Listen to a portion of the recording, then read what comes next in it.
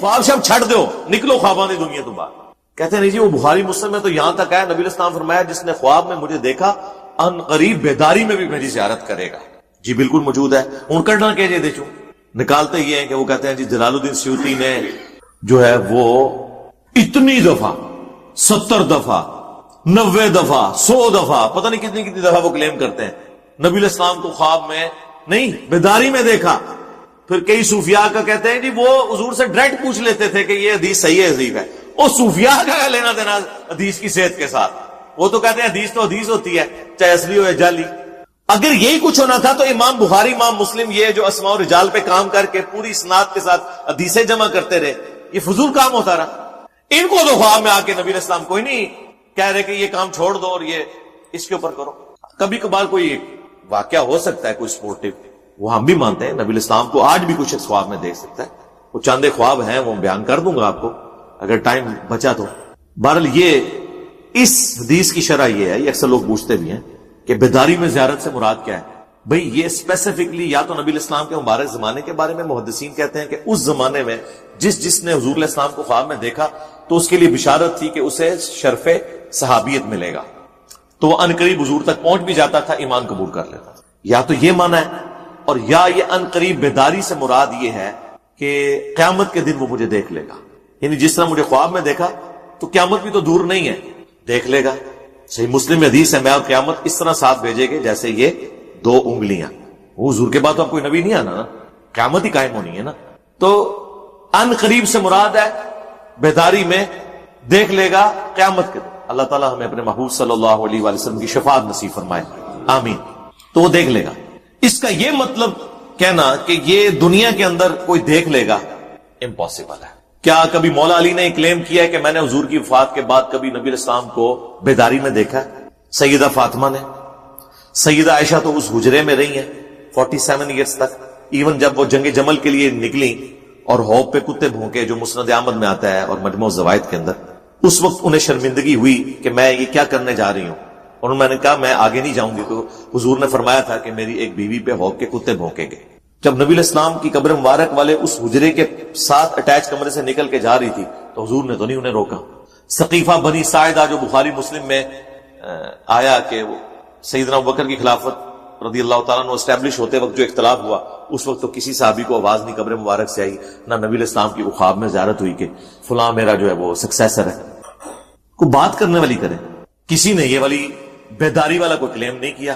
یہ لوگ بعد میں آ کے کلیم کرتے ہیں کیونکہ جھوٹ بول رہے ہیں. یہ پاسبل ہی نہیں میرے بھائی. سورہ یاسین میں آیا ہے, سورہ واقعہ میں آیا کہ جو مر گیا نا اب وہ دنیا میں واپس نہیں آ سکتا. یہ حضرت عیسیٰ علیہ السلام کا بھی جو معجزہ رپورٹ ہوا ہے وہ دنیا میں واپس نہیں آتے تھے, صرف مردہ وہ زندہ کرتے تھے, وہ مردہ گواہی دیتا تھا کہ یہ اللہ کے پیغمبر ہے, پھر وہ وہیں مر جاتا تھا. یہ نہیں تھا کہ چلنا پھرنا شروع کر دیتا تھا, نہ جو مر گیا واپس نہیں آ سکتا. صحیح مسلم کے مقدمے کے اندر جب کچھ تبع تابعین کی موجودگی میں ایک بندہ یہ کلیم کرتا ہے کہ جنگ صفین کے موقع پر عبداللہ ابن مسعود آئے اور انہوں نے ہم سے ایک حدیث بیان کی, تو تابعین کہتے ہیں کہ ابن مسعود قبر سے نکل کے کیسے آگے, وہ تو 32 یا 33 ہجری میں فوت ہو چکے تھے اور جنگ صفین تو 37 ہجری میں ہوئی ہے. یعنی یہ امام مسلم صحیح مسلم کے اندر یہ مقدمے میں لے کے آیا روایت. یعنی اس زمانے میں کسی کا یہ یقین ہی نہیں تھا کہ کوئی قبر سے بھی نکل سکتا ہے. انہوں نے اس کا مذاق اڑایا کہ اچھا ابن مسعود قبر سے نکل کے حدیث بیان کر کے چلے گئے, وہ جھوٹ پکڑا گیا نا.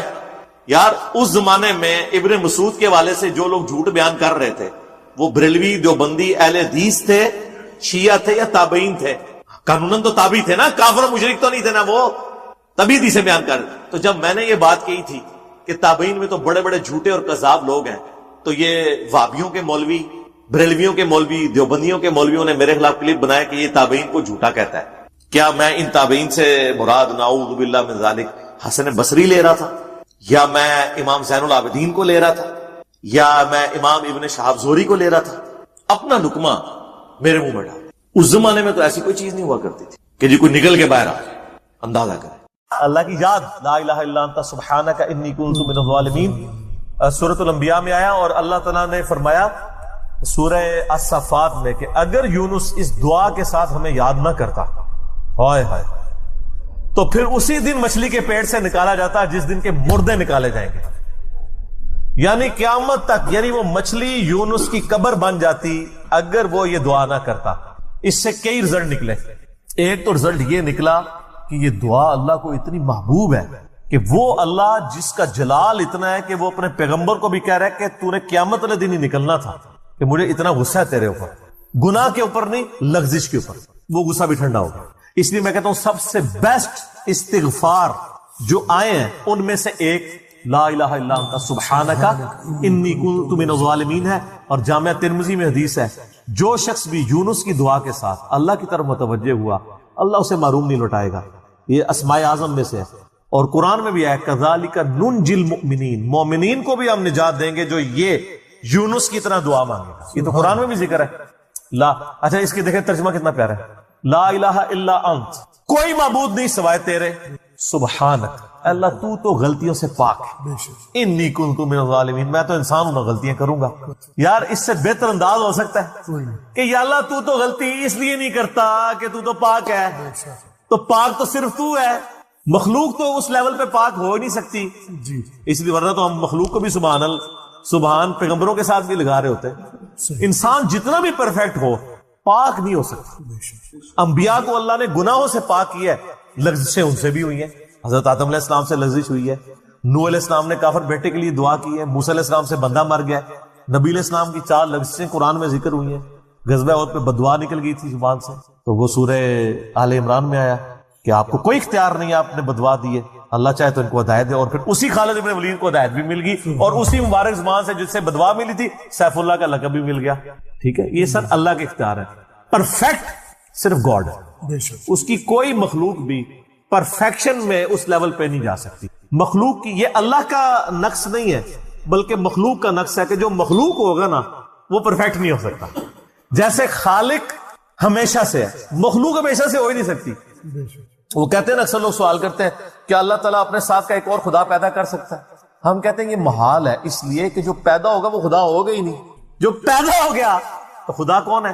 لم یلد ولم یولد۔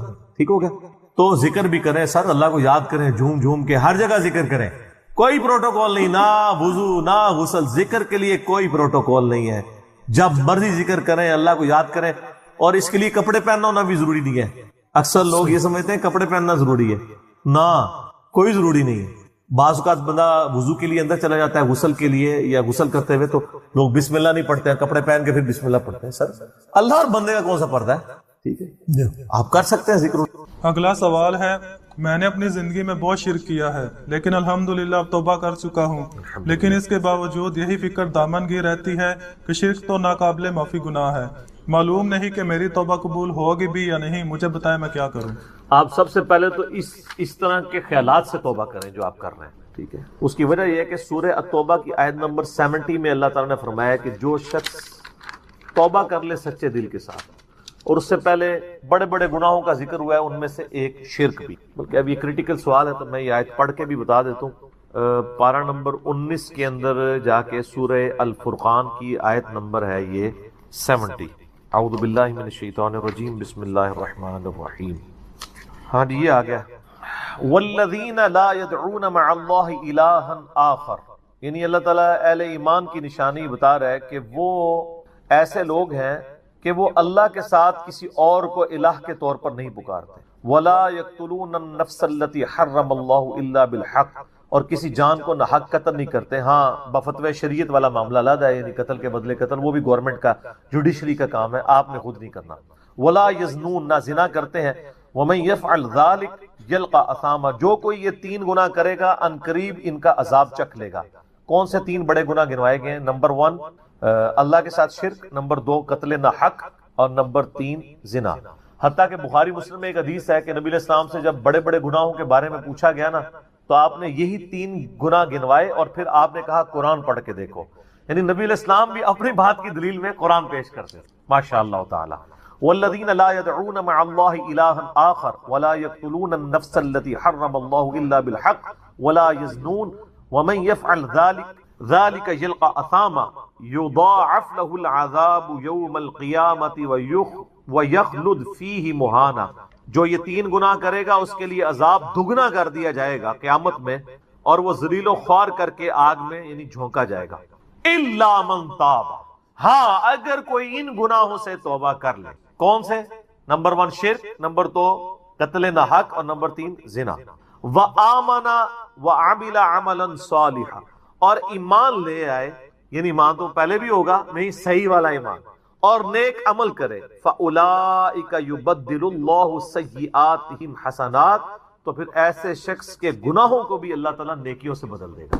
صرف معافی نہیں سر، جتنے بڑے بڑے گناہ تھے اسی لیول کی بڑی بڑی نیکیاں. وکان اللہ غفور الرحیم، اور اللہ تعالیٰ تو بخشنے والا مہربان ہے. ومن تاب وعمل صالحا، جو کوئی توبہ کرے اور نیک اعمال کرے، فإنہ یتوب الی اللہ متابا، تو اللہ تعالیٰ کہتا ہے کہ میرے ذمہ ہے اس کی توبہ کو قبول کرنا.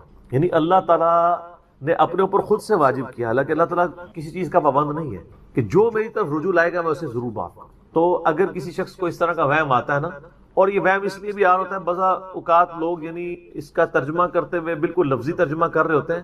قرآن حکیم کی آیات چونکہ پورے کانٹیکسٹ کے ساتھ ہوتی ہیں، بیک گراؤنڈ میں آیات نازل ہوئی ہوتی ہیں، لہٰذا میں جب بھی ان آیات کا ترجمہ کرتا ہوں نا، جب اسپیسیفکلی شرک کو ایڈریس کر رہا ہوتا ہوں، میرا لیکچر نمبر ہے مسئلہ نمبر 3 دعا صرف اللہ ہی سے، اور سچ پیپر بھی ہے اس کے اوپر، تو ہم یہ ترجمہ جو ہے نا یہ آیت ان اللہ لا یغفر ان یشرک بہ، بے شک اللہ اس گناہ کو کبھی معاف نہیں کرے گا کہ کوئی شخص اللہ کے حضور قیامت والے دن اس حال میں پیش ہوا کہ اس نے دنیا میں شرک کیا ہوا، یعنی بغیر توبہ کے وہ مرا. وَيَغْفِرُ مَا دُونَ ذَلِكَ لِمَن يَشَاءُ، اور شرک کے علاوہ ہر گناہ معاف کر دے گا، وہ بھی اوپن لائسنس نہیں، جس کے لیے چاہے گا.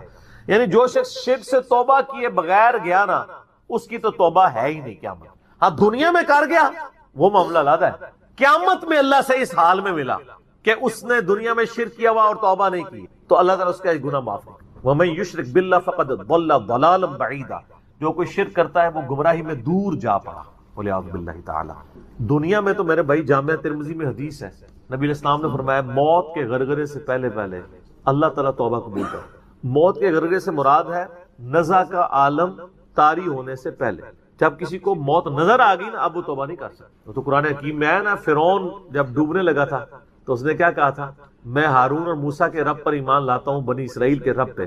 تو اللہ تعالیٰ نے کیا فرمایا تھا، الآن، اب لایا ایمان. حالانکہ ایمان تو لے آیا تھا، وہ غرغرہ تو وہ لے ہی رہا تھا نا، غوطہ تو کھا رہا تھا نا. تو موت کے غرغرے سے مراد ہے نزع کا عالم طاری ہونے سے پہلے. اور اس میں ایک پوائنٹ کئی دفعہ ہائی لائٹ کر چکا ہوں، یہاں پہ بھی کر دوں. اگر آپ کو کسی شخص کے بارے میں یہ پتا چل جائے نا کہ اس کو لا علاج بیماری لگ چکی اور وہ اب کچھ عرصے میں ایکسپائر ہو جائے گا، جیسے کینسر ہے، یعنی ہم نے یہ لرن کر لیا نا کہ کینسر جب 3rd سٹیج کے اوپر پہنچ جاتا ہے تو وہ انسان بچتا نہیں ہے. جس شخص کو کینسر ہوا ہے، یا سپوز اس کے گردے فیل ہو گئے، یا دل بالکل ایج پہ پہنچ چکے، ایسے لوگوں کو یعنی پاکستان انڈیا میں تو لوگ چھپاتے ہیں کہ پہلے ہی نہ کہیں مر جائے. وہ سن کے کتنی حیران کن بات ہے کہ مسلمان جس کے لیے موت ایسٹ ہونی چاہیے، چلو کافر کو تو سمجھ آتا ہے، اس نے تو دنیا ہی کمائی ہے نا، مسلمان بھی یعنی مرنے سے پہلے مر جاتے ہیں موت کا سن کے. ایسا تو نہیں ہونا چاہیے اصولاً. اور یہ ٹانٹ اللہ نے قرآن پاک میں یہودیوں کو دی ہے سورہ جمعہ کے اندر، کہ کہتے ہیں نا اللہ کے بڑے چہیتے ہیں، ان کو کہو کہ تم موت کی تمنا کرو اگر تم سچے ہو. اگر تم اللہ کے چہیتے ہو تو پھر موت تو تمہارے لیے خوشخبری ہونی چاہیے، لائبلٹی نہیں ہونی چاہیے، ایسٹ ہونی چاہیے. اب یہی تان ہمیں بھی آ رہا ہے، مسلمان کی حالت نہیں ہونی چاہیے، اس کو موت کا پتہ چلے تو جناب وقت سے پہلے ہی مرنے کی کوشش کرے. تو لیکن آپ یورپ امریکہ میں اگر کسی کو بیماری ہو نا، اس کو بتا دیا جاتا ہے کہ سر پلان کر لیں، 6 مہینے ہیں، اور 6 مہینے بھی ان کے پلان ہے، وہ 6 سال بھی ہو سکتے ہیں، 6 گھنٹے بھی ہو سکتے ہیں، وہ تو اللہ کی مرضی ہے، وہ ایک ایسٹیمیٹ بتاتے ہیں. یہاں پہ لوگ چھپا لیتے ہیں. اس کا نقصان یہ ہے کہ نہ وہ اپنی لائف کو یعنی کوئی وراثت کے پوائنٹ آف ویو سے مینج کر سکتا ہے، اور سب سے بڑھ کے اسے توبہ کی طرف آپ کو لانا چاہیے. میں تو کہتا ہوں جی کسی کو کینسر ہو گیا ہے، ابھی اس میں موت کا غرغرہ نہیں آیا، کوئی کینسر ہوا ہے نا، پتہ نہیں کب مرنا ہے، ٹھیک ہے نا، نزع کا عالم بھی نہیں ہے، اس کو سب سے پہلے بتائیں کہ بھائی تمہیں لا علاج بیماری ہے، تمہاری ڈیتھ کسی بھی وقت ہو سکتی ہے، اللہ کی طرف رجوع لاؤ. سر اس نے پوری زندگی بھی عیاشی کی تھی نا، وہ اپنی آخرت مینج کر سکتا، وہ تو خیر کر سکتا ہے، ہمیں بھی اپنی آخرت مینج کرنی چاہیے. روزانہ مرنے سے پہلے توبہ کرنی چاہیے. روزانہ ہم مرتے ہیں نا، صحیح بخاری میں حدیث ہے نا، نبی علیہ السلام رات کو سوتے ہوئے کیا دعا مانگتے تھے، اللہم باسمک اموت و احیا، میں تیرے نام پر مرتا اور جیتا ہوں، یعنی سوتا اور جاگتا ہوں. کیونکہ صحیح بخاری میں حدیث ہے موت جو ہے وہ نیند کی بہن ہے. اور جب آپ صبح اٹھتے ہیں تو وہ بھی صحیح بخاری میں دعا ہے، الحمدللہ الذی احیانا بعد ما اماتنا والیہ النشور. تمام تعریفیں اس اللہ کے لیے ہیں جس نے مجھے مرنے کے بعد زندہ کیا، یعنی موت کے بعد زندہ، اور میں نے پلٹ کے اس کی طرف جانا ہے۔ تو رات کو سونے سے پہلے توبہ کریں، اور سب سے بیسٹ توبہ تو وہ بخاری مسلم میں حدیث ہے، جس نے رات میں سورۃ البقرہ کی آخری 2 آیات پڑھ لی اسے ہر چیز سے کفایت کر جائیں گی۔ آمن الرسول بما انزل الیہ من ربہ والمؤمنون کل آمن باللہ وملائکتہ وکتبہ ورسلہ لا نفرق بین احد من رسلہ وقالوا سمعنا واطعنا غفرانک ربنا والیک المصیر لا یکلف اللہ نفسا الا وسعها۔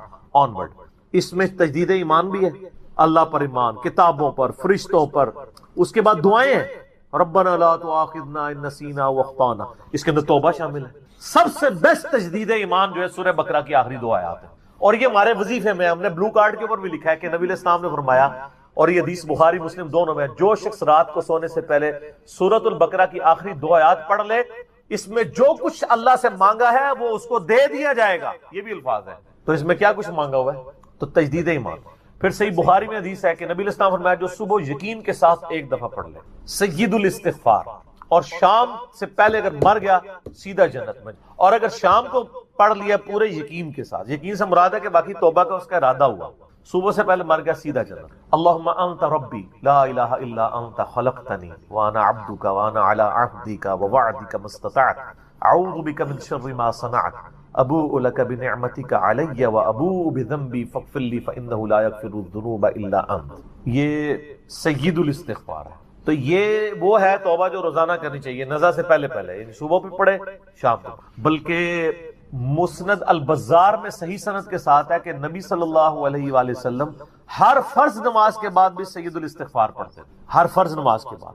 ایک تو ہم پڑھتے ہیں نا اللہ اکبر استغفر اللہ استغفر اللہ استغفر اللہ اللہم انت السلام و منک السلام تبارک یا ذا الجلال والاکرام، اس کے بعد آپ سید الاستغفار آیت الکرسی بھی پڑھیں، آیت الکرسی کے بارے میں بھی آیا ہے سنن نسائی الکبریٰ کے اندر صحیح سند کے ساتھ، ہم نے گرین کارڈ میں ڈالا ہے کہ جو شخص آیت الکرسی فرض نماز کے فوراً بعد پڑھے گا مرتے ہی جنت میں جائے گا، لیکن نماز پڑھے گا، خالی آیت الکرسی نہیں، نماز کے فوراً، تو نماز بھی اس کو پڑھنی چاہیے۔ تو اس طرح یعنی تجدید ایمان والا یہ معاملہ بھی کرنا چاہیے، اور یہ وہم ہی نہیں بننا چاہیے کہ اللہ تعالیٰ معاف نہیں کرے گا۔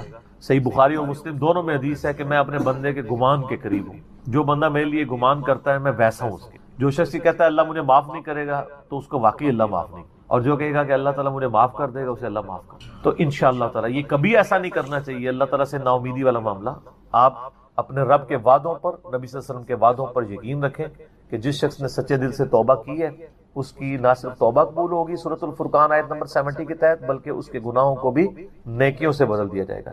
تو اللہ تعالیٰ رجوع لانے والوں کو پسند فرماتا ہے، بار بار رجوع لاتے رہنا چاہیے، اللہ تعالیٰ سے اپنے آپ کو آزاد نہیں کرنا چاہیے، نیکی کی ہو یا نہ کی ہو، گناہ کیا ہو یا نہیں کیا، یہ علیحدہ سے بات ہے۔ نبی علیہ السلام سے بڑھ کر کون نیک ہو سکتا ہے؟ صحیح بخاری میں حدیث ہے کہ میں بھی روزانہ 70 سے زیادہ دفعہ اپنے رب کی طرف استغفار لے کے آتا ہوں، استغفر اللہ و اتوب الیہ، نبی علیہ السلام۔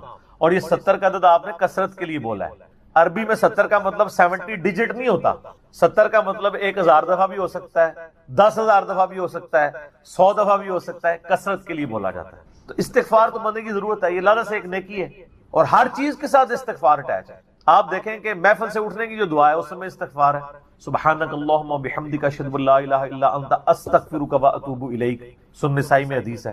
پھر سنن نسائی الکبریٰ میں حدیث ہے کہ نبی علیہ السلام وضو کے بعد بھی یہ دعا پڑھتے تھے، سبحانک اللہم و بحمدک اشہد ان لا الہ الا انت استغفرک و اتوب الیک، اور فرمایا یہ پڑھ لو تو یہ اللہ تعالیٰ قیامت کے دن تک کے لیے اس کو سنبھال کے رکھ دے گا، تمہیں اس کے عوض نیکیاں ملیں گی، ٹھیک ہے نا۔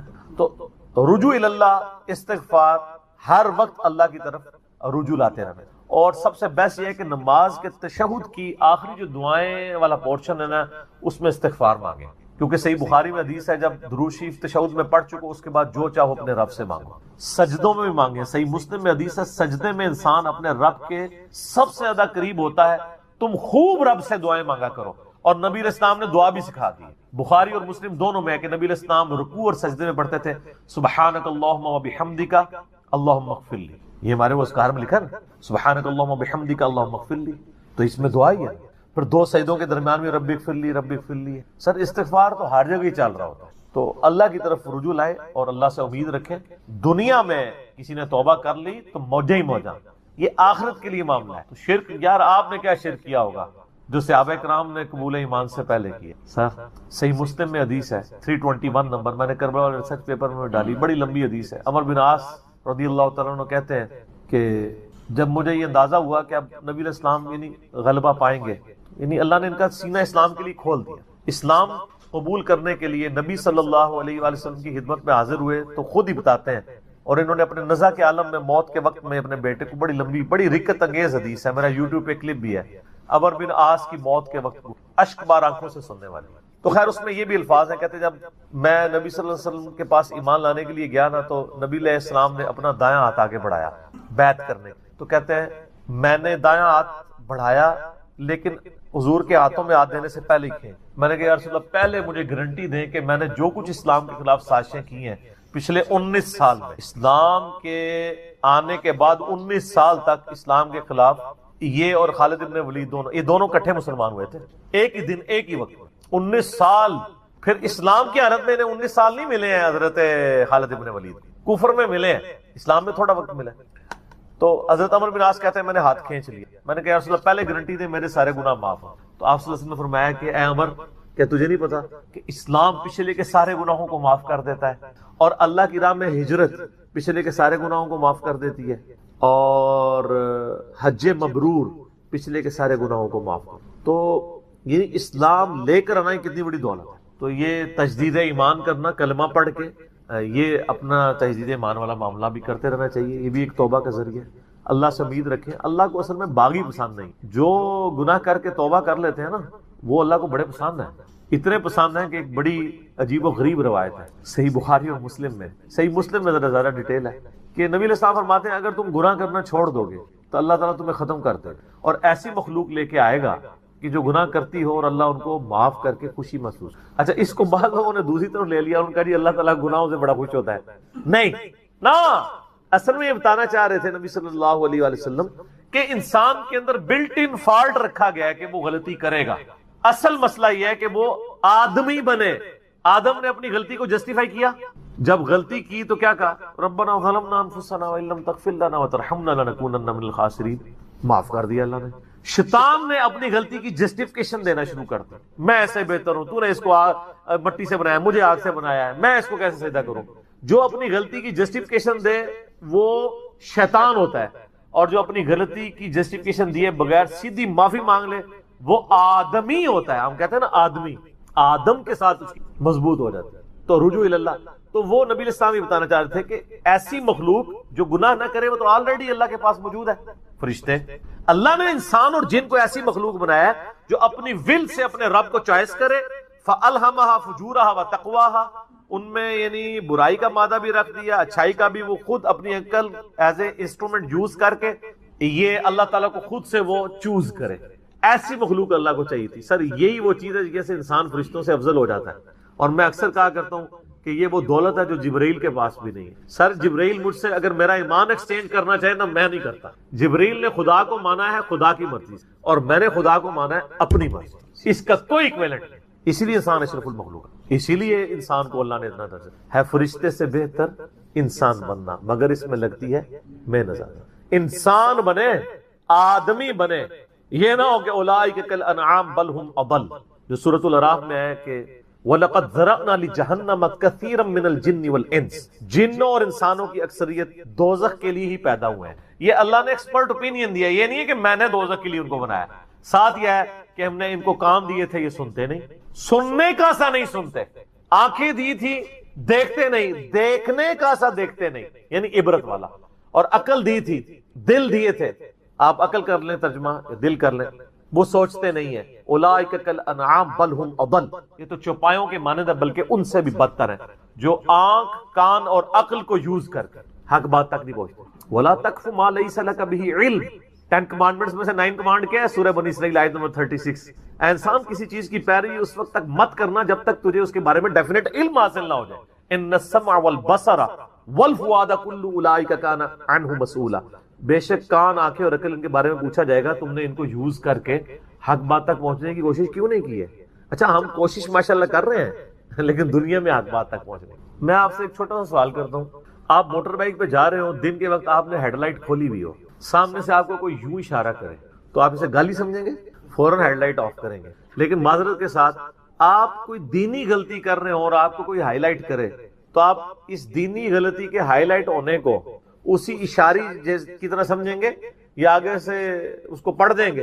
زیادہ تو یہی ہوتا ہے، پڑھ دیتے ہیں. اسی لیے اکثر لوگ بتانا ہی چھوڑ گئے ہیں. وہ کہتے ہیں یار کہ دسیے کتنے بوڑھے ہو چکے ہیں، وضو کرنے کا طریقہ نہیں، یہاں تک صرف بازو اوپر کیا ہوتا ہے، ان کو پتہ نہیں کہ کون سمیت دھونا ہے. سال لوگ دیکھ رہے ہوتے ہیں، کہتے ہیں یار چھوڑ. حالانکہ وہی بندہ اس وقت گڑھے میں گرنے لگے نا تو کتنے لوگ اس کو پکڑانے کے لیے آ جائیں گے، کیونکہ وہ فزیکلی نظر آ رہا ہوگا نا. آخرت کا گڑھا نظر نہیں آ رہا نا، انسان کہتا ہے خیر ہے. یہی ہمدردی ہماری آخرت کے پوائنٹ آف ویو سے بھی ہونا، اور یہی حوصلہ ہمیں سننے کے اعتبار سے بھی ہونا چاہیے. میں اکثر کہتا ہوں کہ دنیا میں اگر آپ کو گالی دے کے بھی آپ کے دنیا کے نفع کی کوئی بات کرے نا، فلانا ٹینگیا تو اتنے بیٹھے ہیں، ادھر تو اناؤنسمنٹ ہوئی ہے کہ جناب جو اپنا شناختی کارڈ لے کے آ جائے تو اس کو راشن فری مل رہا ہے، تو آپ کو اس دوست کی گالی یاد آئے گی کہ یار بڑی مہربانی، بعد میں بھی آ کے بھی شکریہ ادا کریں گے. لیکن وہی دوست آپ کو پیار محبت سے بات سمجھائے کہ یار یہ تم غلط کر رہے ہو، آپ اس کو کتے کی طرح پڑ جاتے ہیں. اور کوئی نہیں تو کہتے ہیں اس کو تمیز ہی نہیں بات کرنے کی. دنیاوی طور پہ وہ گالی نکال کے بھی دنیاوی فائدے کی بات کرے تو آپ تمیز کو نہیں دیکھتے، اور آپ کے آخرت کے فائدے کی بات وہ لجاجت سے بھی کرے تو آپ کہتے ہیں تمیز سے نہیں بات کر رہا. اصل میں آپ نے خود کبوتر کی طرح آنکھیں بند کی ہوئی ہیں، بلی کو غائب کرنا چاہتے ہیں لیکن بلی غائب نہیں ہوگی، تھوڑی دیر بعد آپ کی گردن مروڑ لے. بولے اعوذ باللہ تعالیٰ. یعنی یہ ایک انسان کے اوپر ایک موت کی تلوار تو لٹک رہی ہے. ٹھیک ہو گئے تو ان کو کہ بے فکر ہے، توبہ قبول ہے انشاءاللہ تعالی. اگلا سوال، کیا فرض نماز کے بعد 3 بار استغفر اللہ کے بعد ایک دفعہ سید الاستغفار بھی پڑھ سکتے ہیں؟ یہ بدعت تو شمار نہیں ہوگا. نہیں، کوئی بدعت نہیں ہوگا. صحیح مسلم میں حدیث ہے کہ نبی علیہ السلام فرض نماز کے بعد 3 دفعہ استغفر اللہ پڑھتے تھے اور پھر ایک دفعہ پڑھتے تھے اللہم انت السلام ومنک السلام تبارکت یا ذا الجلال والاکرام. اور بخاری اور مسلم دونوں میں ہے کہ فرض نماز کا مکمل ہونا نبی علیہ السلام کی ہم تکبیر کی آواز سے پہچانتے تھے، یعنی بلند آواز سے آپ اللہ اکبر کہتے تھے. پہلے ایک دفعہ اللہ اکبر بلند آواز سے کہنا ہے، پھر 3 دفعہ آہستہ آواز میں استغفر اللہ. یہ ہمارے اہل حدیث بھائی جو ہیں اس سنت پہ عمل کر رہے ہیں، لیکن وہ استغفر اللہ بھی اونچا بولتے ہیں. استغفر اللہ اونچا بولنا خلاف سنت، صرف اللہ اکبر بلند آواز. اور دوسری طرف علماء عرب ہیں، انہوں نے اپنے اذکار کارڈ میں سے اللہ اکبر نکال ہی دیا ہوا ہے، وہ صرف استغفر اللہ پڑھتے ہیں. اور جب ان سے پوچھیں کہ یار اللہ اکبر نہیں پڑھتے، وہ کہتے ہیں نہیں، یہ جو بخاری مسلم میں ہے نا کہ نبی علیہ السلام بلند آواز سے تکبیر پڑھتے تھے، تو تکبیر سے مراد استغفر اللہ ہے. دیکھیں آپ بندہ کو ضد میں، استغفر اللہ کس عربی ڈکشنری میں تکبیر ہے؟ اگر آپ نہیں مانتے تو ہم آپ کو علم الکلام اور فقہ والا جواب دیتے ہیں. بخاری مسلم میں حدیث ہے، حضرت ابو ہریرہ کہتے ہیں کہ نبی علیہ السلام جب نماز شروع کرتے تو تکبیر کہتے، جب رکوع میں جاتے تو تکبیر کہتے، جب رکوع سے سر اٹھاتے تو سمیع اللہ لمن حمیدہ ربنا ولک الحمد کہتے، جب سجدے میں جاتے تو تکبیر کہتے، جب سجدے سے سر اٹھاتے تو تکبیر کہتے. تو کیا وہ استغفر اللہ کہتے تھے؟ کہتے نہیں، وہ اللہ اکبر ہی ہوتا تھا. تو بخاری مسلم میں جو ہے کہ نماز کا ختم ہونا میں تکبیر کی آواز سے پہچانتا تھا، تو وہ بھی پھر استغفر اللہ نہیں، تکبیر ہی ہے. یہ میں نے فقی علماء عرب کو بھی دی تھی، اور وہ بڑے ضد میں ہیں. وہ کسی کارڈ کے اوپر ان سے جو عربی کارڈ بھی چھپ کے آتے ہیں نا، آپ لوگ دیکھیں نا، وہ اللہ اکبر نہیں لکھا ہوتا. یہ تو شکر ہے دارالاسلام والوں نے، چونکہ انٹرنیشنلی سب سے بڑا ادارہ ہے اہل حدیث کا، انہوں نے جو اذکار والے چھاپے اس میں اللہ اکبر چھاپا ہے، تو یہ عام ہوا ہے. ورنہ پاکستان کے اہل حدیث بھی اس کے اندر مبتلا ہو گئے تھے. اب ایون یہاں جو عرب ملکوں سے اہل حدیث آتے ہیں نا، وہ اللہ اکبر نہیں اونچا کہتے، وہاں پہ ٹرینڈ نہیں ہے، وہ سنت ہی کھا گئے ہوئے. دیکھو ایک سوال میں کتنے جواب دیتے ہیں. تو استغفر اللہ کے بعد آپ سید الاستغفار پڑھ سکتے ہیں. بخاری میں حدیث ہے، جو بندہ سید الاستغفار صبح کے وقت ایک دفعہ پڑھ لے پورے یقین کے ساتھ، یہ انٹرنیشنل نمبر کے مطابق ہے 6306. ٹھیک ہے جی، ابھی تو میں جوان ہوں. اللہم انت ربی لا الہ الا انت خلقتنی وانا عبدک وانا علی عہدک ووعدک ما استطعت اعوذ بک من شر ما صنعت ابوء لک بنعمتک علی وابوء بذنبی فاغفر لی فانہ لا یغفر الذنوب الا انت. جو کہ تابعین تبع تابعین نے بھی نبی علیہ السلام کو خواب میں دیکھا ہے، آج بھی کو دیکھ سکتے، قیامت تک دیکھ سکتا ہے، لیکن اس کی کچھ رولز ہیں. ان رولز کے باقی نبی علیہ السلام آج خواب میں آگے کوئی ایسی چیز دین کی نہیں بتائیں گے جو آپ پہلے بتا کے نہیں گئے، اسی کی ترغیب دلانے کے لیے آ جائیں. جیسا میں آپ کو دیتا ہوں حجت اللہ البالغہ جو شاہ ولی اللہ دہلوی نے لکھی ہے، اس کے مقدمے میں لکھتے ہیں کہ جب میں نے اس معاشرے میں آنکھ کھولی تو وہ ظاہر حنفیت اور صوفیت، پکے کٹر صوفی تھے، بڑے قبر پرست تھے یہ شاہ ولی اللہ. بعد میں چینج ہوئے. جب یہ چینج ہوئے تو انہوں نے پھر اس دوران کہتے ہیں میں جب قرآن و حدیث پڑھنا شروع کیا تو دین کچھ اور نکلا، اور جو ہمارے ساتھ بھی ہو جاتا ہے. کہتے ہیں میں بڑا پریشان ہوا تو ایک رات میں نے نبی صلی اللہ علیہ وسلم کو خواب میں دیکھا اور سیدنا حسین ابن علی سے ساتھ رضی اللہ تعالیٰ عنہ علیہ السلام. سیدنا حسین نے مجھے ایک قلم دیا خواب. کہتے ہیں میں نے وہ قلم پکڑ لیا دیا. شکر انہوں نے یہ نہیں کہا کہ میں اٹھیا تو میرے سراڑے پہ آسی, ایڈی انہوں نے بھی آسی کہ یہ سارا جھوٹ ہی ہوتا ہے, نہیں ہوتا. وہ اشارہ ہوتا ہے. آپ مجھے خواب میں دیکھیں تو آپ مجھے صبح فون کریں, مجھے نہیں پتا ہوگا میں آپ کے خواب کے اندر آیا ہوں. یہ محکمہ یہ لگ گئی, اللہ تعالیٰ دکھا رہا ہوتا ہے. جو آ رہا ہوتا ہے نا اس کو نہیں پتا ہوتا کہ میں خواب میں گیا ہوں فلاں کے, وہ اللہ دکھا رہا ہوتا ہے اس کو. ورنہ مجھے تو پتا ہوتا جب آپ کے خواب میں ہوں یا آپ میرے خواب میں آئے تو نہیں پتا ہوتا. تو یہ ایک محکمہ ہے اللہ تعالیٰ نے ایک یعنی امیجز کی فارم میں چیزیں دکھائی جاتی ہیں. تو شاہ ولی اللہ دہلوی کہتے ہیں کہ جو سیدنا حسین نے مجھے قلم دیا نا, اس سے میں نے اس کی تعبیر یہ لی کہ مجھے خود لکھنا چاہیے جو میں نے حق سمجھا. پھر انہوں نے حجت اللہ البالغہ لکھی اور وہ جب میں مشہور ہوئی. ایک وہ وقت تھا شاہ ولی اللہ کہتے تھے حنفیت کے علاوہ سب کانٹیننٹ کے لیے کوئی اور فقہ سوٹیبل ہی نہیں ہے. اور حجت اللہ البالغہ میں انہوں نے لکھا کہ اماموں کی اندھی تقلید نے اس امت میں گمراہی کا دروازہ کھولا ہے. میں نے کتنے بڑے بڑے دیوبند بریلوی علماء کو جب بتایا, وہ کہتے ہیں شاہ ولی اللہ لکھ ہی نہیں سکتے. میں نے کہا حجت اللہ, کہتے ہیں ہم نے پڑھی ہے. پھر بعد میں اسی طرح نوٹس پڑھے سے, میں کہا پوری پڑھو. حجت اللہ البالغہ اردو میں بھی آ گئی. تقلید کو انہوں نے اس امت کی گمراہیوں میں سے ایک گمراہی قرار دی ہے. شاہ ولی اللہ نے توبہ کر لی, جس میں میں بھی پہلے بریلوی تھا, پھر دیوبندی ہوا, پھر اہل حدیث, پھر شیعہ کے ساتھ بھی میں نے ان کے ساتھ بھی مطلب ایک اس اعتبار سے لرننگ والا پروسیس آج بھی سب کو ملتا ہوں. اور اب میں الحمدللہ ساروں کو مسلمان سمجھتا ہوں اور غلطیوں کی اصلاح کرتا ہوں اور اپنی بھی اصلاح کرواتا رہتا ہوں. تو یہ حضرت حسین کا قلم دینا, اس کی تعبیر یہ ہوئی کہ انہوں نے اس کی تعبیر کی کہ مجھے لکھنا چاہیے اور حق بات, کیونکہ حضرت حسین بھی حق کے لیے اکیلے ہی کھڑے ہو گئے تھے نا, اس وقت کوئی بھی ان کے ساتھ نہیں تھا. تو انہوں نے کہا کہ شاہ نے کہا کہ گمراہی ہے تو کیا ہوئی, میں تو لکھوں نا. اور دیکھ لیں اس وقت انہوں نے ڈرتے ڈرتے لکھا کہ رفع دین کرنا بھی ہے نہ کرنا بھی ہے, لیکن کرنا بہتر ہے. اس وقت یہ بات بھی کرنا بڑی بات. قرآن کا ترجمہ کیا, 5 سال تک جنگلوں میں چھپے رہے. لوگوں نے کہا جی قرآن عربی سی, انہوں نے فارسی بنا چڑھا ہے. اے تے لوگوں نے انٹلیکچوئل لیول دی کہندے نے ساڈے بزرگ بڑے پڑھے لکھے ہوندے سن, اے ہوندے سن جے پڑھے لکھے کہ انہوں نے وہی نہیں سمجھ کہ ترجمے دا اور دا کیا فرق ہے. آج تو سارے ترجموں کی باتیں کرتے ہیں, شاہ ولی اللہ نے اس وقت یہ کارنامہ کیا. تو اس طرح کی خوابوں میں جو تمثیلیں آتی ہیں, تو کیا یہ لوگ دوسروں کی خوابیں مان لیتے ہیں؟ اشرف تھانوی صاحب نے کہا کہ نبی علیہ السلام آئے, انہوں نے لکیریں پھیری اور وضو کیا, اور انہوں نے کہا جو صبح میں نے دیکھا جگہ بھی گیلی تھی, اور کہا کہ یہاں دیوبند مدرسہ بناؤ. تو یہ کیا بریلوی مان لیں گے نبی علیہ السلام کا خواب؟ تو جب وہ دوسروں کا نہیں مان رہے تو ہمیں کیا خواب بیان کرتے ہیں؟ خواب میں بس زیادہ زیادہ جیسے شاہ ولی اللہ دہلوی نے خواب دیکھا, اشارہ کسی ایسی بات کا ہو سکتا ہے, نیا دین نہیں سکھایا جائے گا. وہ حضرت نے اس وقت فرما دیا اپنے بعد میں کتاب اللہ اور سنت چھوڑ کے جا رہا ہوں, یہ اہل بیت کا احترام کرنا, جو آپ نے امت کو دینا تھا نا وہ دے کے چلے گئے. بخاری اور مسلم دونوں میں یہ حدیث موجود ہے کہ اللہ کے محبوب صلی اللہ علیہ وآلہ وسلم نے فرمایا, جس شخص نے خواب میں مجھے دیکھا اس نے مجھی کو دیکھا, میری شکل میں شیطان نہیں آ سکتا.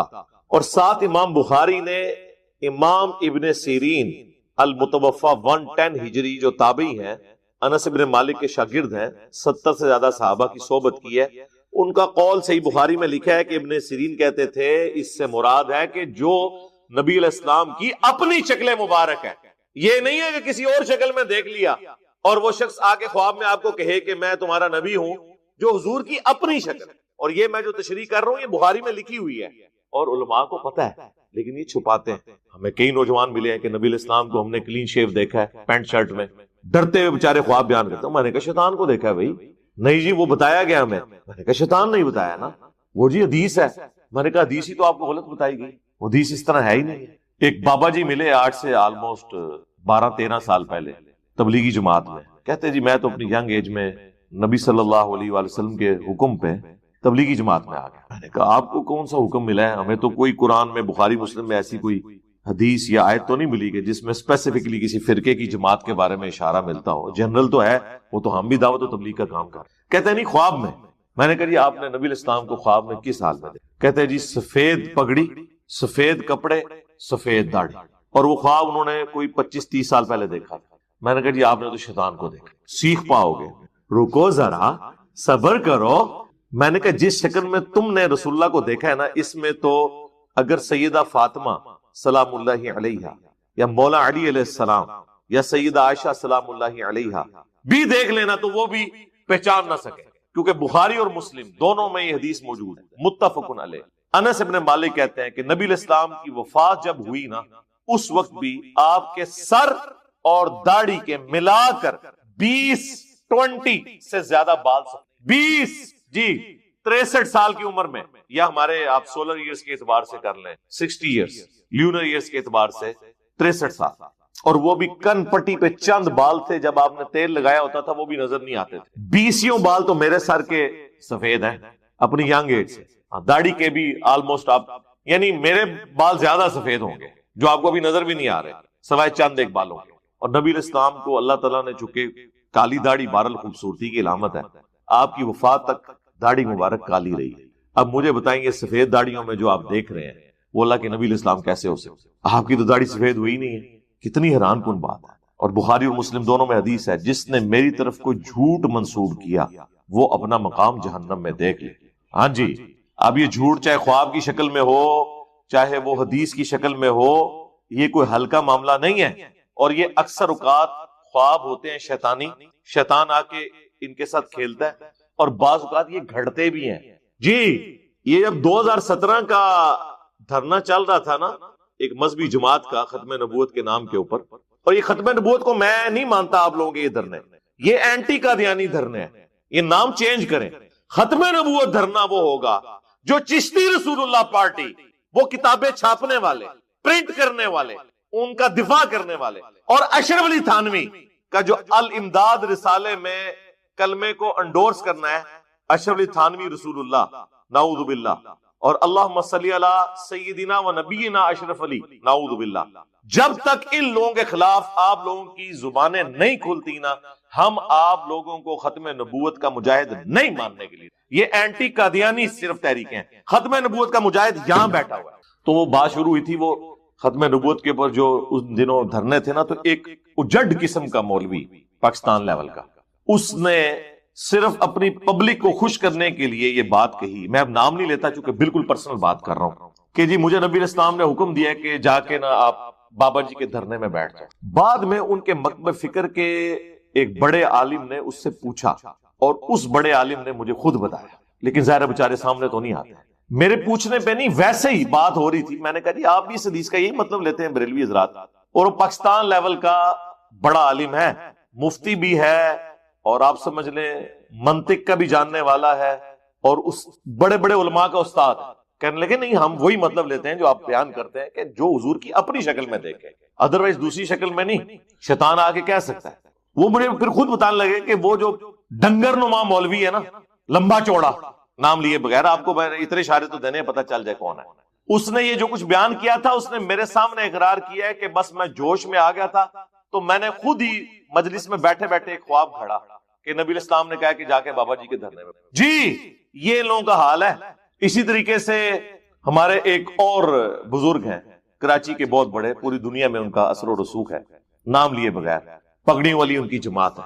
تو وہ پہلے ان کے اجتماعات کے لیے نا لوگ رابطہ کرتے تھے، تو ہم بھی اس جماعت میں رہے، تو وہ اکثر اوقات ہوتا تھا ایک اسلامی بھائی کا بیان ہے کہ نبی علیہ السلام خواب میں آئے ہیں اور انہوں نے فرمایا، اور جنہوں نے کوئی اجتماع کرانا ہوتا تھا تو اس طرح کا خواب گھاڑ دیتے تھے۔ اس وقت تو نہیں ہمیں پتا تھا، لیکن بعد میں جب اس جماعت میں پھوٹ ڈلی 2000 کے اندر، تو پھر کئی لوگ سامنے آئے کہ ہم نے تو خواب گھڑے تھے، کیونکہ ہمیں حضرت صاحب جو تھے وہ بیان کے لیے وقت نہیں دیتے تھے، تو ہم نے کہا کہ نبی علیہ السلام کے ریفرنس سے بیان کریں، اور وہاں پورے اجتماعات ہوئے، ان اجتماعات کے اندر باقاعدہ بشارتیں آئیں کہ نبی علیہ السلام فرمایا جتنے اجتماع میں آ چکے ان کی بخشش ہوگی۔ اس طرح کے آپ کو بشارتیں رائے ونڈ اجتماع میں ملیں گی تبلیغی جماعت کے۔ وہ تو چھوڑ دیں، طارق جمیل صاحب نے نہیں کہا کہ نبی علیہ السلام کی زیارت ہوئی ہے ہمارے ایک جاننے والوں کو، انہوں نے فرمایا کہ جنید جمشید ہم تک پہنچ چکا ہے۔ ابھی آپ کے فون سے پہلے مجھے انگلینڈ سے کال آئی ہے، بتلا رہے تھے کہ میں نے خواب دیکھا اور اس میں جناب رسول اللہ صلی اللہ تعالی علیہ وسلم کی زیارت ہوئی۔ آپ نے فرمایا کہ بھائی طارق جمیل کو پیغام دے دو کہ آپ کے دوست ہمارے پاس پہنچ چکے ہیں، اور اللہ تعالیٰ نے ان کو معاف کر دیا ہے، کہ ان کا اکرام کیا ہے یا عزت دی ہے، ایسے کے الفاظوں میں کہے۔ ابھی تھوڑی دیر پہلے ان کا یہ فون مجھے آیا، بہت خوشی ہوئی مجھے ان کی بات سن کر۔ اب میں پوچھتا ہوں، جو کہتے ہیں کہ حضور علیہ السلام کو ہم خواب میں دیکھتے ہیں، تو کیا طارق جمیل صاحب کے کہنے کے اوپر آپ جنید جمشید صاحب کو جنتی ماننے کے لیے تیار ہو؟ ہمارے بھولے بھالے بریلوی بھائیوں، وفات تک درجنوں ایف آئی آر ان کے اوپر کاٹی ہوئی تھی گستاخی کے نام کے اوپر، صرف میں نے دفاع کیا تھا، ان کے اپنے مولوی بھی چھوڑ گئے تھے، تو یہ تیار ہے؟ تو جب آپ لوگ دوسروں کے خواب ماننے کے لیے تیار نہیں ہیں، تو پھر ہم آپ کے خواب کیوں مانیں؟ اس لیے آپ دیکھیں میں نے اپنے حوالے سے کبھی اس قسم کے خواب بیان نہیں کیے۔ ایک خواب کو میں نے بنیاد بنا کے ایک ویڈیو بھی اس کے اوپر ریکارڈ کی. درجنوں خواب یہاں پہ نبی اسلام کے ریفرنس سے ہمارے سٹوڈنٹس کو آئے اس دعوت حق کے حوالے سے. ہم نے کبھی بیان نہیں کیا. ہم نہیں چاہتے کہ ہم قرآن و سنت کے ہوتے ہوئے خوابوں کا سہارا لیں, ضرورت ہی کوئی نہیں. ہمارے دلائل اتنے واضح ہیں کہ ہم کہتے ہیں سب کو سنو, پھر اینڈ پہ ہمیں بھی سنو. اور ہمارے مخالفین کہتے ہیں سب کو سنو, انجینئر کو نہ سنو. یہ ایک جملہ ان لوگوں کا کافی ہے یہ بتانے کے لیے کہ ان کے عقائد و نظریات کسی بنیاد پہ نہیں. یار آپ لوگ سچے ہیں تو پھر یہ کیوں کہتے ہیں؟ سچے بندے کو کہنا چاہیے جی ہم تو سچائی کے اوپر کھڑے ہیں, جاؤ انجینئر کی باتیں بھی سنو, ہماری بھی سنو, جا کے قرآن حدیث خود کھول کے دیکھو, تمہیں پتا چل جائے گا کہ ہم فراڈی ہیں. یہ دل کے اندر ان کی جب آواز آتی ہے نا آخری جملے کا حصہ, تو وہ پھر یہ بات کہنے سے پیچھے ہٹ جاتے ہیں. وہ وہی کہتے ہیں جو کافر کہتے تھے, لا تسمعوا لهذا القرآن والغوا فیہ لعلکم تغلبون. جب قرآن پڑھا جا رہا ہو نا تو شور مچا دیا کرو, اور یہی ایک طریقہ ہے جس سے تم غالب آ جاؤ گے قرآن کی دعوت کے اوپر. وہ اپنے ذوق میں سمجھتے تھے, ایسا تو ہو نہیں سکتا. تو میں یہ آپ کو بتا رہا ہوں اس طرح یہ خواب گھڑتے ہیں باقاعدہ. آیا بھی ہو, ہم تو اگلی بات کرتے ہیں, اگے ٹورو, آیا بھی ہو تب بھی نبی علیہ السلام کی جو اپنی شکل مبارک ہے بس صرف اس کی گارنٹی. یہ نہیں ہے کہ کوئی بھی خواب میں آ کے آپ کو کہہ دے تو آپ مان لیں. وہ تو غلام قادیانی دجال نے بیداری میں ذل محمد ہونے کا دعویٰ کیا ہے, نعوذ باللہ.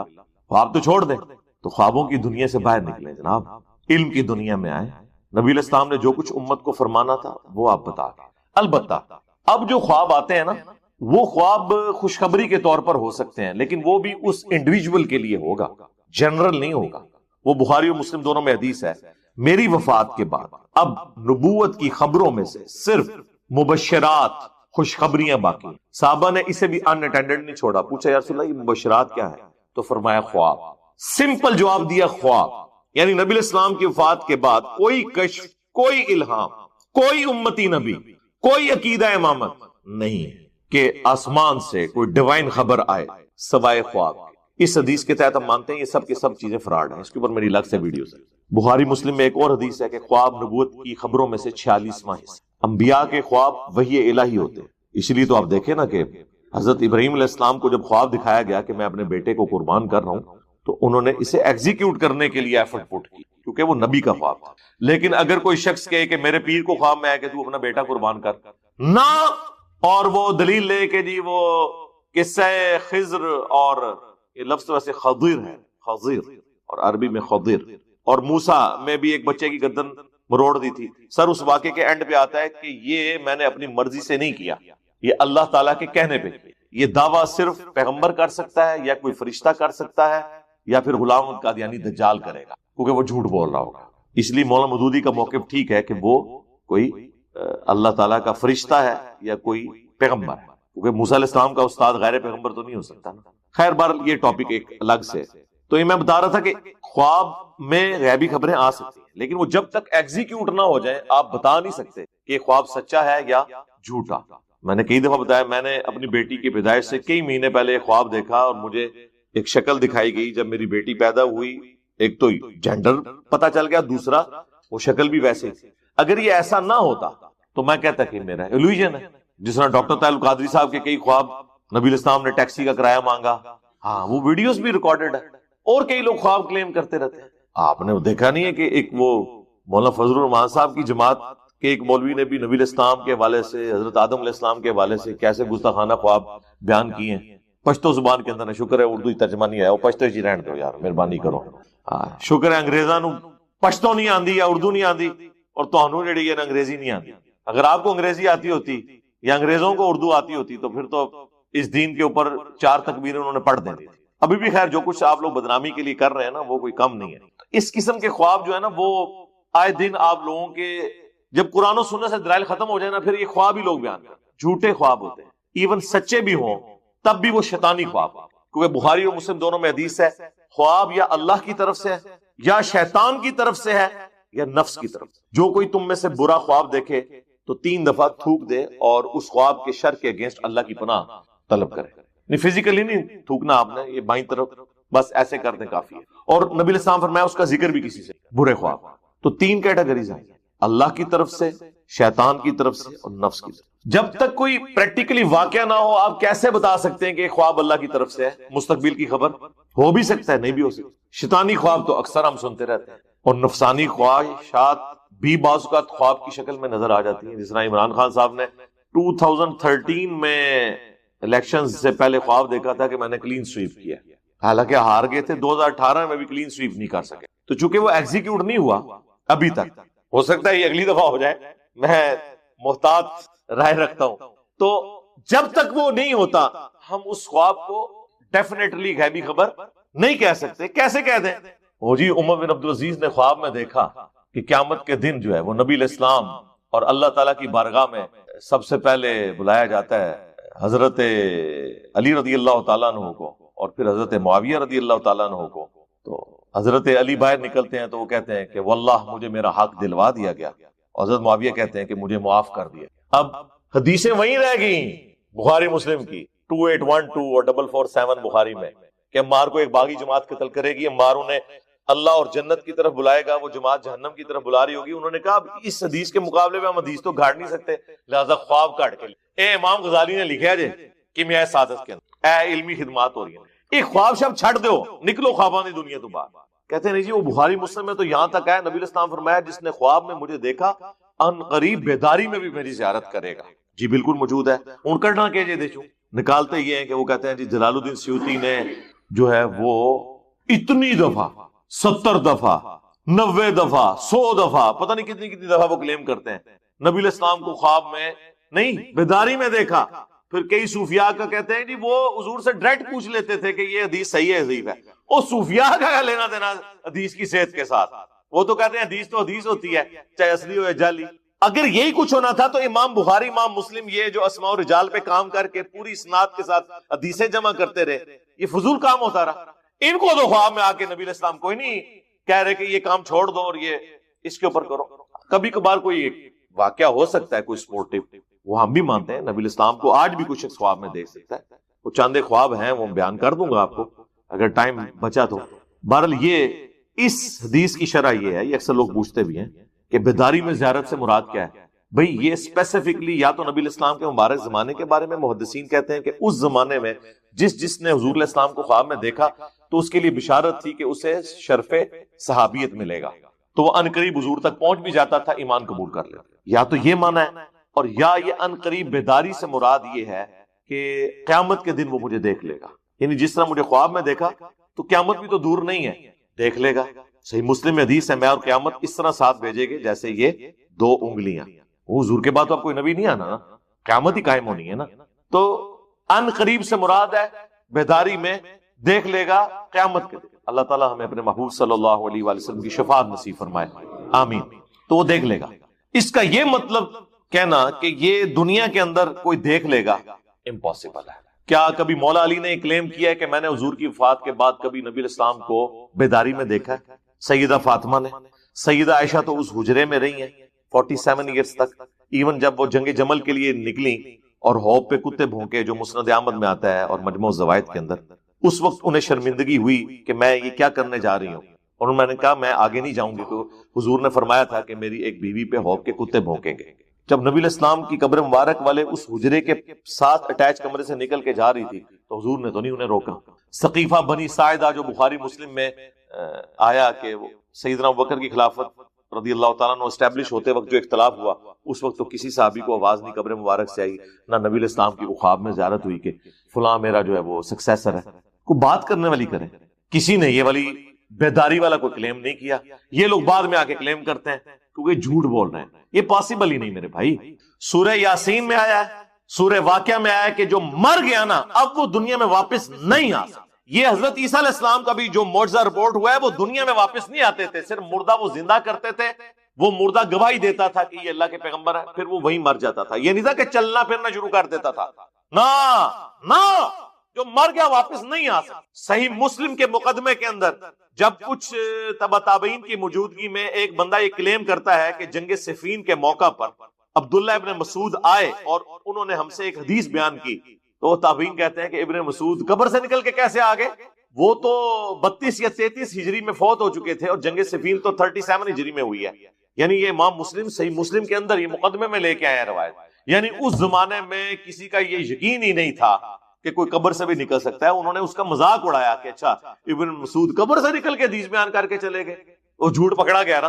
یار اس زمانے میں ابن مسعود کے حوالے سے جو لوگ جھوٹ بیان کر رہے تھے وہ بریلوی دیوبندی اہل حدیث تھے، شیعہ تھے یا تابعین تھے؟ قانوناً تو تابعی تھے نا، کافر و مشرک تو نہیں تھے نا، وہ تبھی حدیثیں بیان کر رہے تھے۔ تو جب میں نے یہ بات کی تھی کہ تابعین میں تو بڑے بڑے جھوٹے اور کذاب لوگ ہیں، تو یہ وہابیوں کے مولوی، بریلویوں کے مولوی، دیوبندیوں کے مولویوں نے میرے خلاف کلپ بنایا کہ یہ تابعین کو جھوٹا کہتا ہے۔ کیا میں ان تابعین سے مراد نعوذ باللہ من ذالک حسن بصری لے رہا تھا، یا میں امام زین العابدین کو لے رہا تھا، یا میں امام ابن شہاب زہری کو لے رہا تھا؟ اپنا لقمہ میرے منہ میں ڈال۔ اس زمانے میں تو ایسی کوئی چیز نہیں ہوا کرتی کہ جی کوئی نکل کے باہر آ اندازہ کرے۔ یہ بات درست ہے کہ نبی الاسلام کی زیارت آپ کے مبارک زمانے سے لے کر قیامت تک ممکن ہے، لیکن یہ جو ڈپارٹمنٹ ہے نا خواب کا، یہ اللہ تعالیٰ کے قبضے قدرت میں ہے۔ یہ ایک تمثیلی ڈپارٹمنٹ ہے، یہ ریئل لائف سے اس کا کوئی تعلق نہیں ہوتا اس طرح کا۔ یعنی کئی ہمارے اسٹوڈنٹس ہیں، انہوں نے ہمیں خواب میں دیکھا ہے، جیری بھیا آپ کو خواب میں دیکھا، تو مجھے تو پتہ ہی نہیں ہے، تو کس کو دیکھا؟ اللہ نے ایک تمثیل کے طور پر چیز دکھا دی۔ جس طرح صحیح بخاری میں آتا ہے نبی الاسلام نے غزوہ احد سے پہلے دیکھا کہ آپ کے سامنے ایک گائے ذبح ہو رہی ہے، آپ نے اس کی تعبیر کی کہ مسلمانوں کو تکلیف پہنچے گی۔ 70 سے زیادہ صحابہ شہید ہوئے، مدینے کا کوئی گھر نہیں بچا تھا جہاں کوئی میت نہ ہو، لیکن ذبح ہوتے کیا نظر آیا؟ گائے۔ بخاری مسلم دونوں میں حدیث ہے، نبی الاسلام نے کہا میں نے خواب میں 2 سونے کے کنگن دیکھے جس سے میری طبیعت پہ گراں گزری یہ بات کہ ظاہر ہے پیغمبر تو نہیں استعمال کر سکتا سونا، تو میں نے ان پہ پھونک ماری تو وہ غائب ہو گئے۔ اس کی تعبیر میں نے 2 جھوٹے پیغمبروں سے کی ہے، مسیلمہ کذاب اور اسود، وہ ظاہر ہوئے۔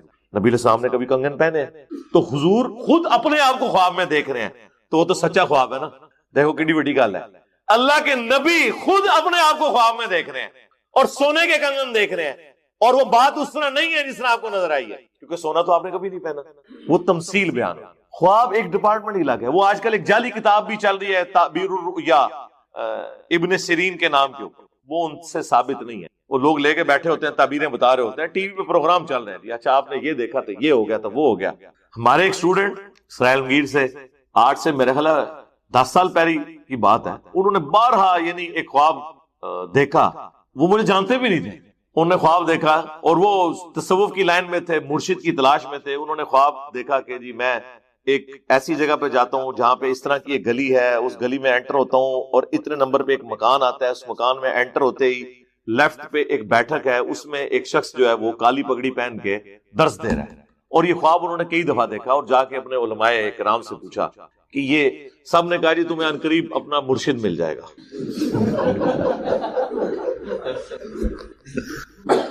پھر مل گیا مرشد ان کو، جب مرشد ملا انہوں نے کہا اوہ یہ کدھر پاس گیا ہے، ٹھیک ہے۔ تو اچھا، اور اس میں خواب انہوں نے دیکھا کہ میں نے یہ سنا ہے کہ اس گھر میں نبی علیہ السلام تشریف لائے ہوئے ہیں، اور جب گیا ہوں تو وہاں ایک شخص درس دے رہا ہے، تو انہوں نے کہا اس کی تعبیر یہ ہے کہ وہ شخص نبی علیہ السلام کی تعلیمات تم تک پہنچا رہا ہوگا۔ بالکل صحیح تعبیر، بالکل ٹھیک۔ جب ملا تو ناراض ہو گئے، جس طرح سورۃ البقرہ میں آتا ہے کہ یہود جو ہے نبی علیہ السلام کے دنیا میں تشریف لانے سے پہلے حضور کے وسیلے سے دعائیں کیا کرتے تھے۔ یہ وہ پنجابی والا وسیلہ نہیں، وہ کہتے تھے کہ اے اللہ جلدی جلدی اس پیغمبر کو بھیج تاکہ ہم اوس اور خزرج کو شکست دیں، یہ ہم پر غالب آتے ہیں، جب وہ آخری نبی آئیں گے تو ہم رومنز اور پرشینز کو بھی شکست دیں گے۔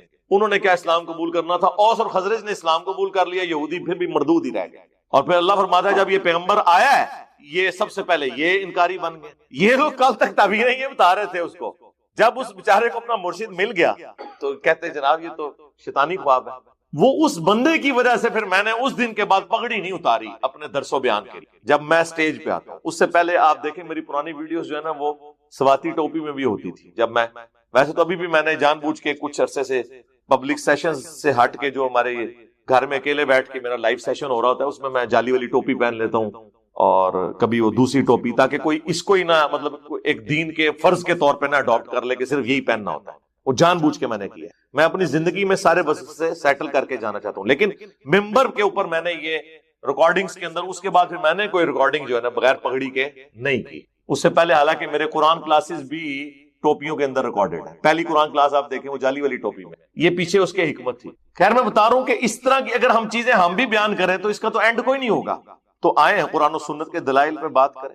تو صحابہ کرام علیہم رضوان نے بھی بیداری میں کبھی زیارت کی، البتہ خواب میں یہ ممکن ہے۔ ہم اہل حدیث کی طرح وہ بڑے سٹانچ نہیں ہیں کہ جی وہ اکثر کہتے ہیں جی جب نبی اسلام نے فرمایا جس نے مجھے میری شکل میں دیکھا، تو آپ لوگوں کو تو شکل حضور کی پتہ ہی نہیں. سرکار ہمیں نہیں پتا، لیکن نبی اسلام کی شکل مبارک کے سارے خد و خال احادیث کی کتابوں میں آئے ہوئے ہیں. یہ تو نبی اسلام کا کام تھا نا کہ میں صرف صحابہ کے لیے حدیث بیان کر رہا ہوں کہ جس نے مجھے خواب میں دیکھا اس نے مجھے دیکھا، بعد والے لوگ نہیں دیکھ سکتے. تو یہ آپ کس طرح اپنا لقمہ حدیث کے منہ میں ڈال سکتے ہیں؟ یہ اہل حدیث ایک ایکسٹریم ہے، بریلوی دیوبندی شیعہ دوسری ایکسٹریم کے اوپر ہے، وہ ہر خواب کو نبی اسلام کے ساتھ منسوب. درمیان کا راستہ یہ ہے کہ پاسبل ہے ان شرائط کے ساتھ جو میں نے بتایا کہ بخاری میں قول ہے ابن سیرین کا کہ نبی اسلام کی جو اپنی شکل مبارک اس میں دیکھا تو نبی صلی اللہ علیہ وآلہ وسلم کو دیکھا. سنیں پھر ہمارے پاس تو یہی خواب ہے بیان کرنے کو جس سے آپ کو تکلیف ہوگی. مسند احمد میں حدیث ہے، مشکات کے اندر بھی موجود ہے. حضرت عبداللہ ابن عباس کہتے ہیں کہ نبی اسلام کی وفات کے آلموسٹ 50 سال کے بعد میں نے نبی صلی اللہ علیہ وآلہ وسلم کو خواب میں دیکھا کہ آپ کی پرانگدہ حالت ہے، بال بکھرے ہوئے ہیں، جسم جو ہے وہ گرد آلود ہے. اب یہ فزیکلی نہیں تھا، یہ اللہ تعالیٰ نے ایک تمثیل کے طور پر حضور کو پریشانی کے عالم میں دکھانا تھا. وہ حضور خود نہیں تھے، نبی الاسلام کی تمثیل ایک مثال دکھائی. اور ہاتھ میں ایک خون کی شیشی ہے جس میں خون ہے. میں نے کہا کہ میرے ماں باپ آپ پہ قربان، یا رسول اللہ آپ کی کیا حالت ہے؟ فرمایا کہ میرے حسین اور اس کے ساتھیوں کو قتل کر دیا گیا فرات کے کنارے، میں صبح سے ان کا خون جمع کر رہا ہوں. اس کا یہ مطلب نہیں کہ نبی الاسلام وہاں موجود تھے، ایک تمثیل کے طور پر. وہ کہتے ہیں میں گھبرا کر اٹھا، میں نے وہ تاریخ اور دن یاد رکھا، 10 محرم 61 ہجری. تو کئی دنوں کے بعد خبر آئی، ظاہر ہے اس وقت انٹرنیٹ کا دور تو نہیں تھا، 1 مہینے کی مسافت آلموسٹ بنتی تھی، کہ اسی دن حسین ابن علی کو مظلومانہ شہید کیا گیا کربلا. ان لوگوں پر اللہ کی لعنت، اللہ کے فرشتوں کی لعنت، تمام لعنت کرنے والوں کی لعنت جنہوں نے اہل البیت کے ساتھ یہ ظلم کیا. اب یہ ابن عباس نے خود خواب دیکھا ہے، جو حضور صلی اللہ علیہ وآلہ وسلم کے کزن بھی ہیں، صحابی بھی ہیں، شکل بھی پہچانتے ہیں.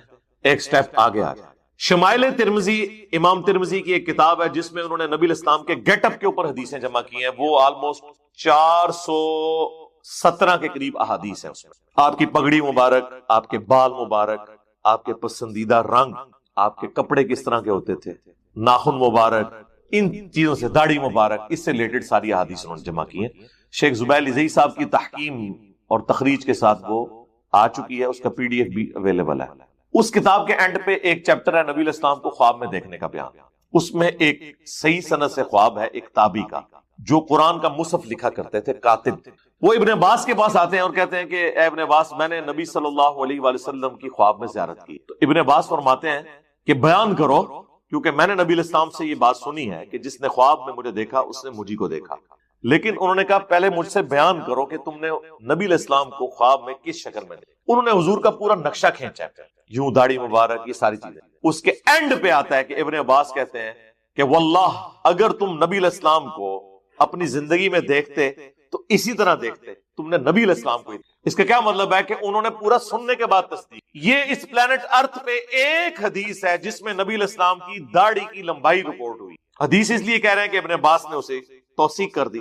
بڑی پیاری حدیث ہے کہ میں نے نبی الاسلام کی آنکھیں مبارک اس طرح دیکھی، آپ علیہ السلام کے شانے، جسم مبارک، داڑھی گھنی گول اور چہرے پر پھیلی ہوئی اس حصے تک جسے نحر کہا جاتا ہے. یہ سینے اور گلے کا جوڑ، یہ نحر. اہل حدیث کہتے ہیں سینہ بھرتی تھی. ٹائم قیامت تک جو حدیث لے کے اور جدھر لکھا ہے سینہ بھرتی تھی، اسی کا غلط ترجمہ کیا آپ کے علماء نے. نحر کا ترجمہ سینہ کر دیا. اور نحر تو قرآن میں بھی ہے، فصلی لربک وانحر. اونٹ کو نحر کہاں سے کیا جاتا ہے؟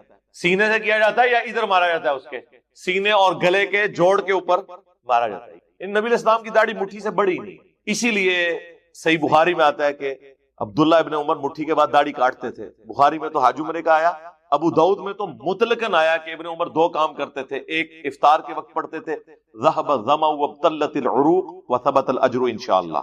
ماشاءاللہ آج بھی پہلا روزہ ہے. تو یہ دعا اہل حدیث نے لے لی، لیکن اس کے ساتھ آگے لکھا ہے کہ ابن عمر مٹھی کے بعد داڑھی کاٹ دیا کرتے مطلقاً. اور الموطا امام مالک میں تو یہاں تک لکھا ہے کہ جس سال ابن عمر نے حج کرنا ہوتا تھا اسی سال رمضان سے حج تک داڑھی بڑھایا کرتے تھے مٹھی کے بعد، تاکہ وہ داڑھی کو کاٹیں. یعنی وہ سر کے بالوں کے ساتھ ساتھ داڑھی کا بھی قصر کیا کرتے تھے، یعنی اسے کاٹا کرتے تھے. یعنی اس کی قربانی بھی میں اللہ کے لیے پیش کروں. تو آپ دیکھ لیں اس میں نبی الاسلام کی زیارت ہوئی اور کئی ایک مسائل کلیئر ہوئے. اچھا اس سے آگے چلیں. صحیح مسلم میں مقدمے میں امام مسلم ابان بن ابی عیاش کے بارے میں لے کے ہیں. یہ وہ خبیث جس نے سیدنا عمر کے اوپر تہمت باندھی سیدہ فاطمہ کو شہید کرنے کی. اس کے بارے میں دو تبع تابعین کہتے ہیں کہ وہ آپس میں ملاقات ہوتی ہے تو ان میں سے ایک کہتا ہے کہ میں نے ابان بن ابی عیاش سے 1000 حدیث، ایک رات میں نے نبی علیہ السلام کو خواب میں دیکھا تو آپ نے صرف 5 یا 6 حدیثوں کی تصدیق کی. میں نے ایک ایک حدیث حضور کے سامنے پڑھی، باقی آپ نے سب کا یہ جھوٹی روایت ہے. 1000 میں سے صرف 5 یا 6. آج کل ویسے 1000 چوں 5-6 گلیں ٹھیک ہونی ہیں. اور یہ نبی علیہ السلام کو کس نے خواب میں دیکھا؟ تبع تابعین. کس کے بارے میں؟ ایک تابعی شریف کے بارے میں. یہ کہتے ہیں نا جی تابعین کے بارے میں بونگتا ہے جی. آپ کو جابر الجوفی اور ابان بن ابی عیاش مبارک ہو ایک کذاب راوی، تو قانوناً تو تابعین تھے.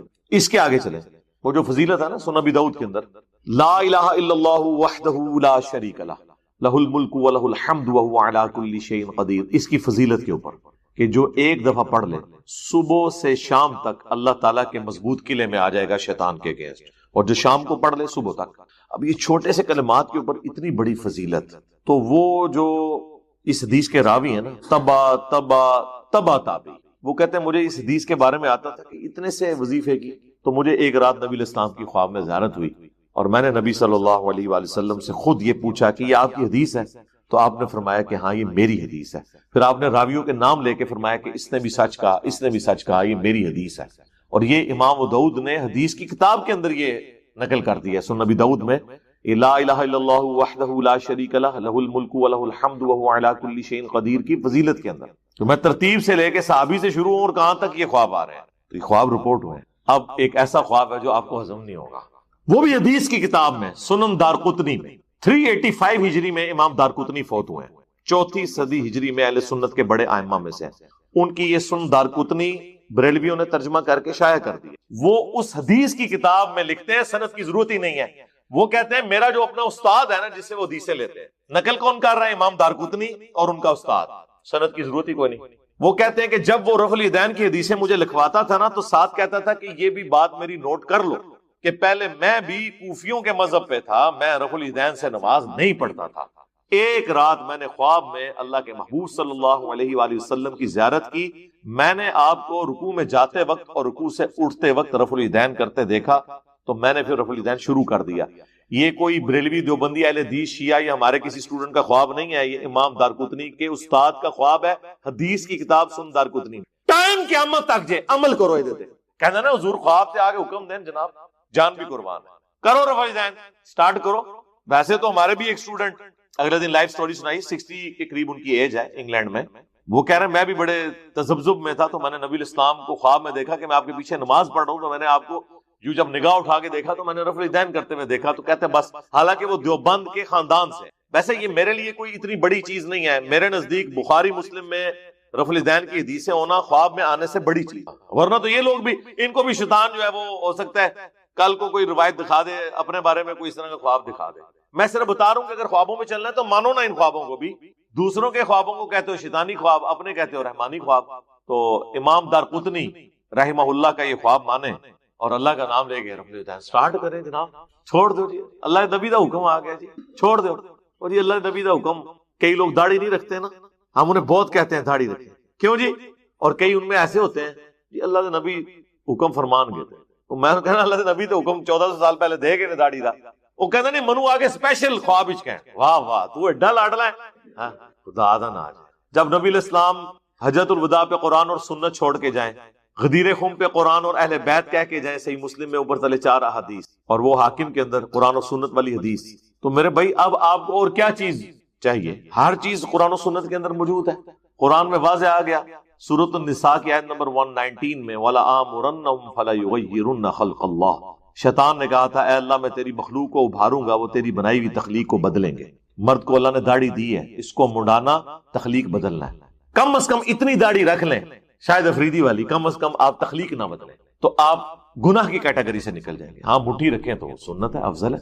اور بخاری مسلم میں تو وہ حدیث ہے ہی ہے کہ یہود و نصارہ کی مخالفت کرو، داڑیاں بڑھاؤ، مونچھیں پست کرو. نبی علیہ السلام حکم دے گئے ہیں میرے بھائی. اور پھر بخاری کی وہ حدیث، ان مردوں پہ لعنت جو عورتوں کی مشابہت کرے، ان عورتوں پہ لعنت جو مردوں کی مشابہت کرے. تو اس کے اندر داڑھی شامل ہے. تو سارے احکامات موجود ہیں اللہ کے فضل سے. تو یہ بات کہاں سے کہاں سٹارٹ ہوئی، میں نے چونکہ وہ فی البدی بات جو میرے دماغ میں شرح صدر ہوتا جاتا ہے میں بات کرتا جاتا ہوں کہ یہ خوابوں کی دنیا سے آپ باہر نکلیں. اس طرح اگر آپ خواب بیان کریں گے میرے بھائی اس کا کوئی اینڈ نہیں ہے.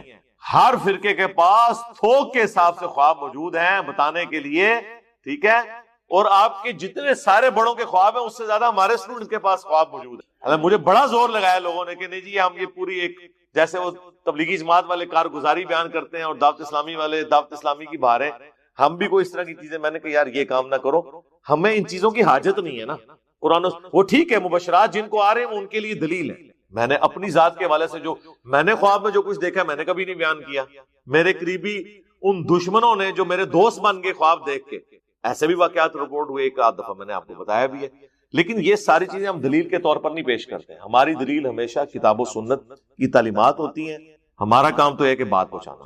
اب ایک بہت بڑا یونیورسل ٹروتھ آ رہا ہے سورہ النساء کی آیت نمبر 78 میں, اینما تکونوا, تم جہاں کہیں پر بھی ہو, یدرککم الموت, موت تمہیں آ کر رہی, ولو کنتم فی بروج مشیدہ, چاہے تم اپنے آپ کو مضبوط قلعوں میں بھی بند کر لو نا, موت وہاں بھی تمہیں آ جائے. موت سے کوئی بھاگ نہیں. یعنی دنیاوی طور پہ کوئی شخص مضبوط قلعے میں آ جائے کہ مجھے کو مارنے کے لیے اندر نہیں آئے گا, سر باہر سے تو اندر آنے کی ضرورت نہیں ہے, اندر جو کچھ آپ کے اندر ہے وہ آپ کو مارنے کے لیے کافی ہے. Heart failure, kidney failure, cancer, کوئی بھی بیماری لگ سکتی. باہر کی ٹریفک کو تو کسی حد تک آپ مینج کر سکتے ہیں, لیکن جو اندر چل رہا ہے وہ تو اتنا کمپلیکس نظام ہے کہ ذرا سی بھی آپ کی صرف جو سیلز کی خلیوں کی ڈسٹریبیوشن ذرا سی بھی ڈسٹرب ہو جائے کینسر بن جاتا ہے. اس کے اوپر کسی کا کنٹرول ہے؟ کتنی ینگ ڈیتھ آپ آئے دن سنتے رہتے ہیں. 25 سال کا لڑکا تھا, 30 سال کا لڑکا تھا جی, ہارٹ فیلئر سے مر گئے جی. یہ بھی جو افنان بھائی بتا رہے تھے ان کے دوست, سحری کر کے سوئے اٹھے ہی نہیں, 27-28 سال عمر ہے. تو وہ اللہ تعالیٰ نے ہر شخص کو جو ٹائم دیا ہے وہ, لہذا جس طرح اللہ کو ایک ماننا ضروری ہے نا, اور اس میں کوئی شک نہیں ہے ایک ایمان والے شخص کے لیے, اس طرح بالکل اس طرح یہ ماننا ضروری ہے کہ جو رات باہر ہے قبر کی وہ اندر نہیں ہے, اور جو اندر ہے وہ باہر نہیں. ایک لمحے, قرآن میں کئی جگہ یہ ٹاپک ہے کہ جب موت آئے گی ایک لمحے نہ آگے ہوگی نہ پیچھے. پھر سورہ آل عمران کے کانٹیکسٹ میں تو اللہ تعالیٰ نے یہاں تک فرمایا, جب منافقین نے کہا نا کہ ہم نے اپنے بھائیوں سے کہا تھا کہ غزوہ احد میں نہ جاؤ, نہ یہ جاتے اور نہ یہ قتل ہوتے, تو اللہ تعالیٰ نے فرمایا اس طریقے سے کوئی موت ٹال سکتا ہے؟ تم لوگ بھی جو اپنے گھروں میں بیٹھے ہوئے ہو نا, اور تمہاری جان بخشی ہو گئی ہے, تم یہ سمجھ رہے ہو کہ قتال میں نہ جانے کی وجہ سے تم بچ گئے ہو.